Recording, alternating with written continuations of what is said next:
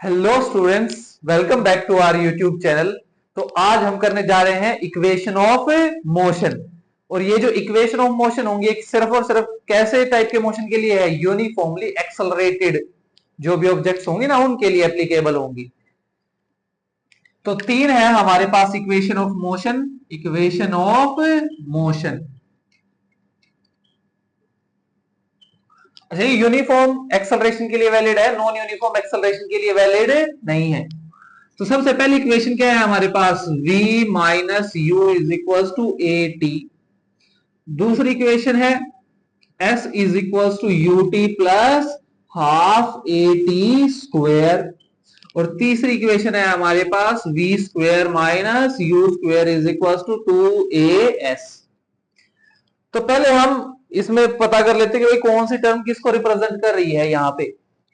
तो पहली इक्वेशन में, इस पहले फॉर्मूले में जो v है वो किसको रिप्रेजेंट कर रहा है? फाइनल वेलोसिटी को। किसको रिप्रेजेंट कर रहा है? Final velocity. u किसको रिप्रेजेंट कर रहा है? इनिशियल वेलोसिटी को। इनिशियल वेलोसिटी को रिप्रेजेंट कर रहा है। अच्छा, इस इक्वेशन में फिर t भी है। t किसको रिप्रेजेंट कर रहा है? टाइम। भाई इनिशियल से फाइनल वेलोसिटी तक पहुंचने में जो टाइम लग रहा है वो क्या है? t। s क्या है यहां पे? डिस्प्लेसमेंट।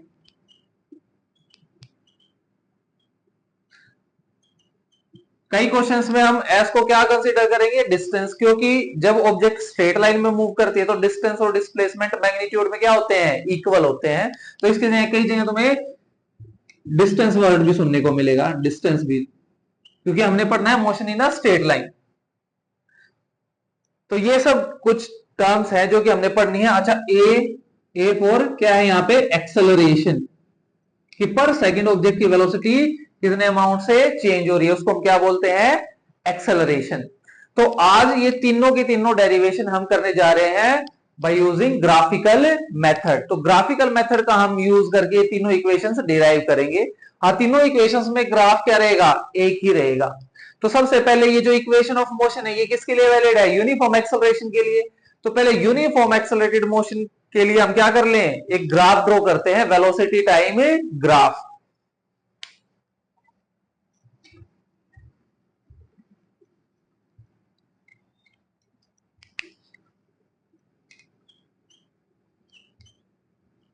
तो हमने वाई एक्सिस के अलोंग ले ली वेलोसिटी, और एक्स एक्सिस के अलोंग ले लिया हमने टाइम। तो यूनिफॉर्म एक्सेलरेटेड मोशन का जो ग्राफ आता है वो कैसा आएगा? स्ट्रेट लाइन ग्राफ आएगा कुछ ऐसा, कि पर सेकंड इक्वल अमाउंट से क्या होगी? वेलोसिटी इंक्रीज हो रही है। तो कुछ ग्राफ ऐसा आएगा। अच्छा, इसमें इनिशियल वेलोसिटी क्या है? इनिशियल वेलोसिटी है जीरो।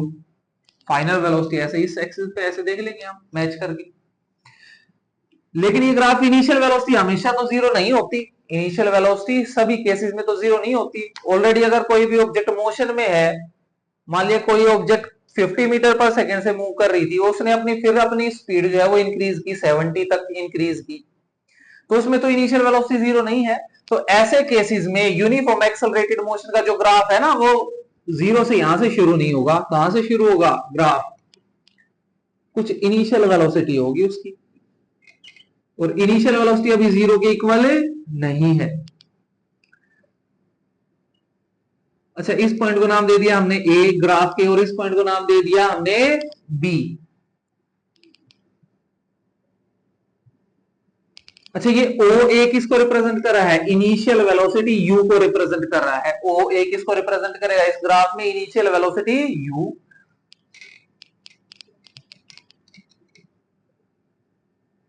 इस पॉइंट को नाम दे देते हैं हम सी। ये ओ सी जो है ये किसको रिप्रेजेंट करेगा? फाइनल वेलोसिटी वी को। वाई एक्सिस के लोग हमने क्या लिया है? वेलोसिटी। एक्स एक्सिस के लोग हमने क्या लिया है? टाइम। अच्छा, ये इनिशियल से फाइनल वेलोसिटी को अटेन करने में जो टाइम लगा, इस पॉइंट को नाम दे देते हैं हम डी पॉइंट। ये ओडी किसको रिप्रेजेंट कर रहा है? इनिशियल से फाइनल वेलोसिटी को अटेन करने में जो टाइम लगा, तो हम इसको किससे रिप्रेजेंट कर लेते हैं? टी से रिप्रेजेंट कर लेते हैं। अभी फर्दर ये कंस्ट्रक्शन हम कर लेते हैं। इस पॉइंट को नाम दे दिया हमने पॉइंट ई। अब देखो हमारा ग्राफ जो है वेलोसिटी टाइम ग्राफ वो बन चुका है। इसी से ही हमने क्या करनी है, तीनों इक्वेशन ऑफ मोशन क्या करनी है, डिराइव करनी है। अब ये जो पॉइंट है ओ डी ये किसके इक्वल है, टी के। तो सिमिलरली ए ई भी क्या होगा, टी के इक्वल होगा, क्योंकि रेक्टेंगल की ऑपोजिट साइड्स क्या होती हैं, इक्वल होती हैं। पहले ग्राफ अच्छे समझ लो, तभी जो है वो इक्वेशंस डिराइव हो पाएंगी। ये टी को रिप्रेजेंट कर रहा है तो ये भी किसको रिप्रेजेंट करेगा, टी को।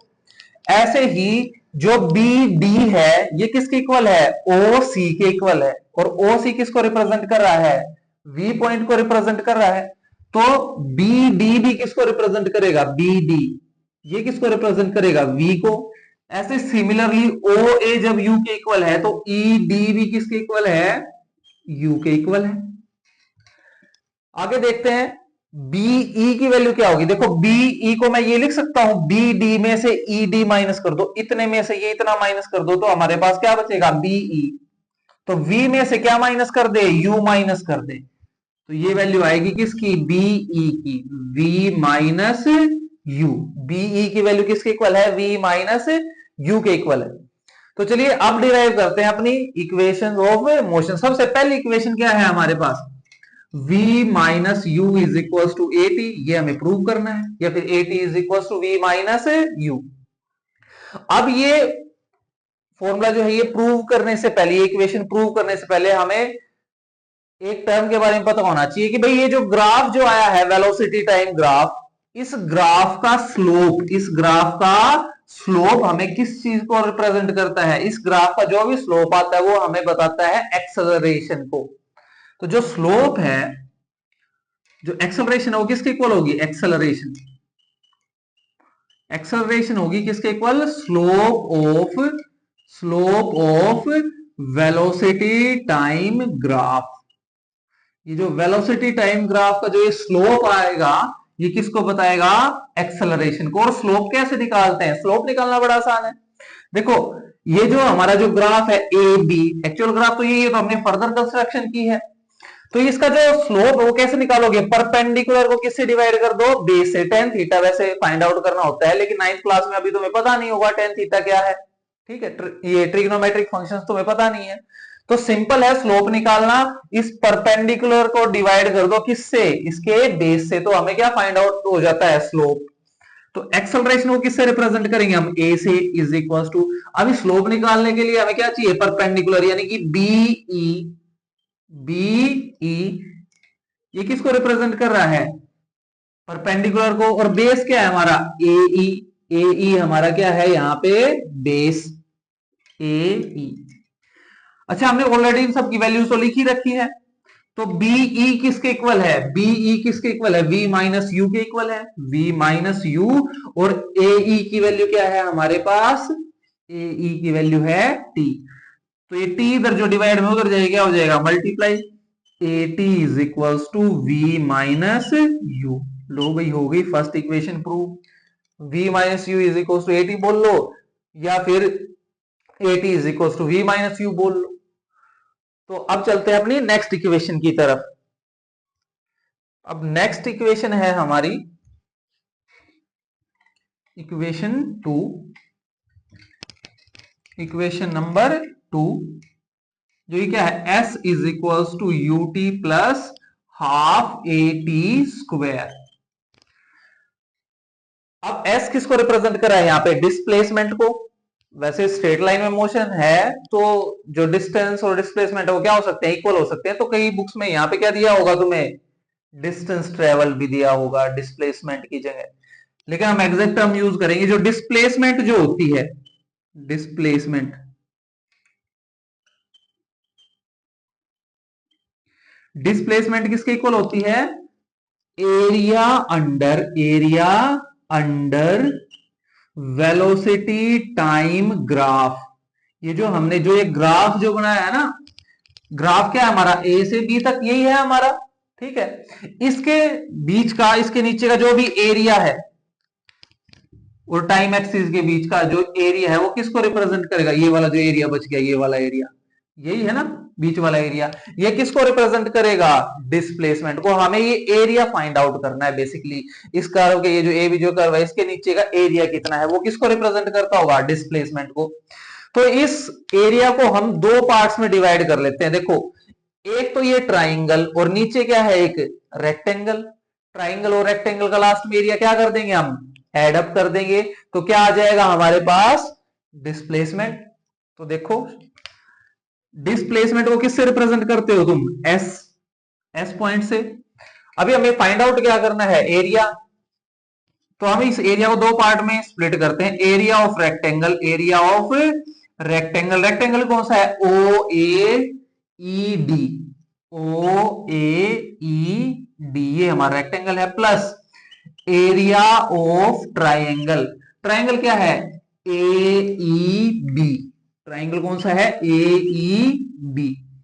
इन दोनों का हम एरिया ऐड कर देते हैं तो किसके इक्वल आएगा? ये डिस्प्लेसमेंट के इक्वल आएगा।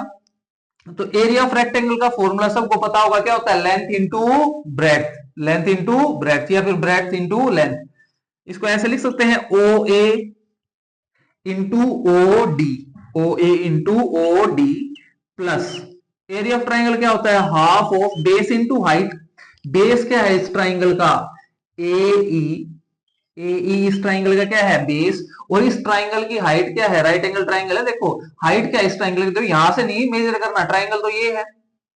तो ई बी। E B. अच्छा, इनकी वैल्यूज अभी लिख लेते हैं। ओ ए की वैल्यू क्या है हमारे पास? यू। तो यू। ओ डी की वैल्यू क्या है? टी। तो यू इंटू टी, फिर क्या है? Plus half. ए ई की वैल्यू क्या है हमारे पास? टी। ई बी की वैल्यू क्या है हमारे पास? v minus you. v minus you. लेकिन अब थर्ड इक्वेशन में तो v माइनस यू तो कहीं पे भी नहीं है। तो अब यहाँ पे इस v माइनस यू को देखो, फर्स्ट इक्वेशन से v माइनस यू की वैल्यू किसके इक्वल है? From first equation v minus you is equal to A T. तो ये हम इस इक्वेशन में पुट करेंगे, ठीक है। तो s is equal to U T plus 1/2 T. v minus you की वैल्यू किसके इक्वल है? v माइनस यू किसके इक्वल होता है? ए टी के। तो ए टी इसकी जगह हमने पुट कर दिया, u T plus half A T square. लो, हो गई हमारी सेकंड इक्वेशन भी प्रूव। v माइनस यू, ये कहां से लिया हमने? v माइनस यू की value a t from first equation. v minus you is equal to A T, ये फर्स्ट इक्वेशन से लिया हमने, जो की वैल्यू हमने यहां पे पुट कर दी। तो अब चलते हैं हमारी थर्ड इक्वेशन की तरफ, जो कि है v square minus U square is equal to 2as।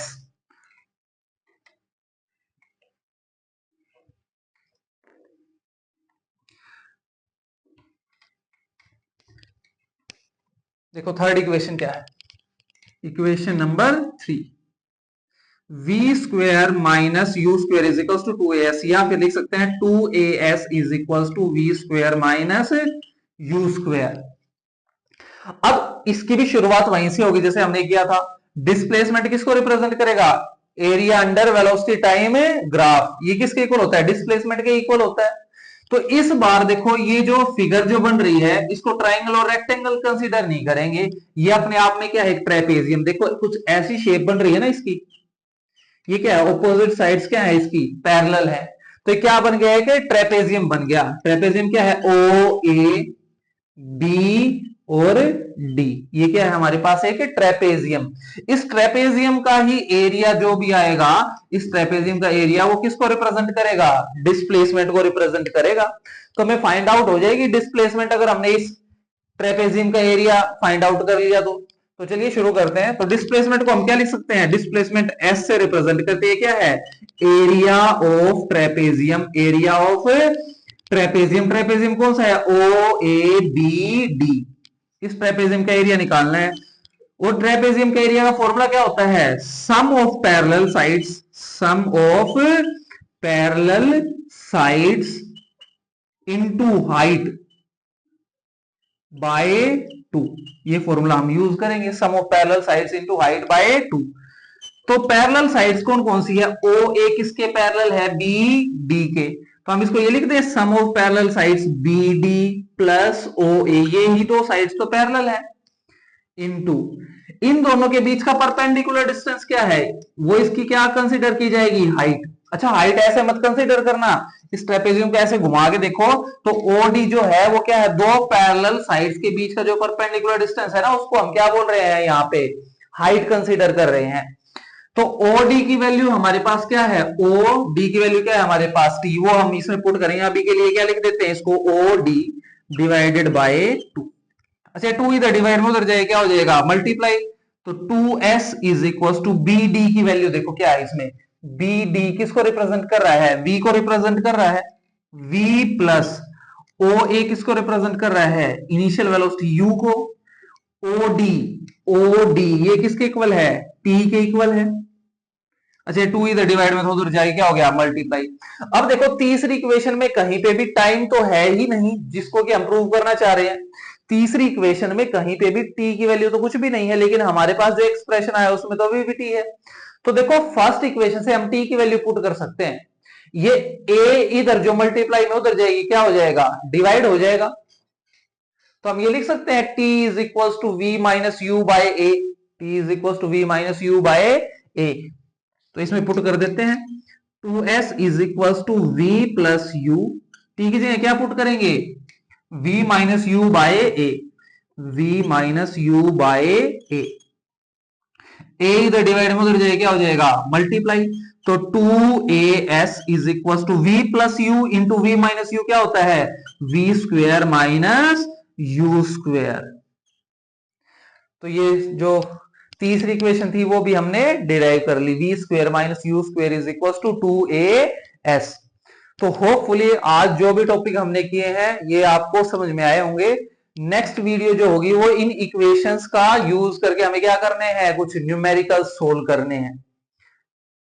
तो चलिए आज के लिए सिर्फ इतना ही, मिलते हैं अगली वीडियो में।